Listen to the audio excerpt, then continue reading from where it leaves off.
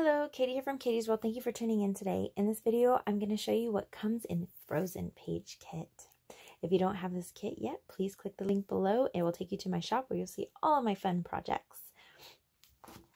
Okay, so in this kit, you're going to be getting these images and the papers you see.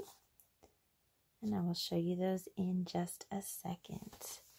Okay, so you're going to receive 2 sheets full color step-by-step instructions along with some larger photos of the images to help in paper piecing.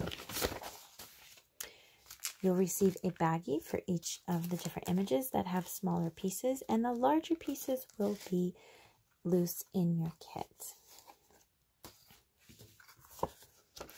Okay, the photo mats are already measured out and pre-cut for you.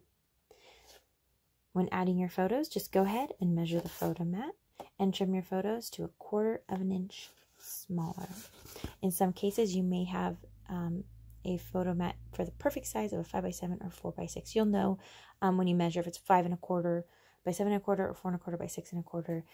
Those are already perfect for the printed photographs.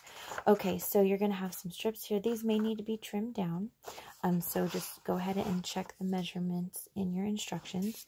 On the back of this, you're going to see a hand-drawn line. This was traced using Kiwi Lane template. You're going to cut that out, and you're going to use these on your page. You're going to use this side. Okay. You're going to receive 2 12x12 sheets of solid cardstock. This is a Basil cardstock. The color is Juneberry. Beautiful color.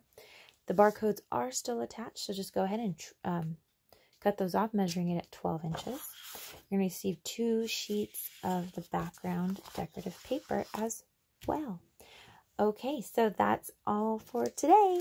Thank you so much for watching. Once again, please click on that link below to check out this kit as well as many other fun projects that I have to offer on there. And if you haven't already, please subscribe to my channel.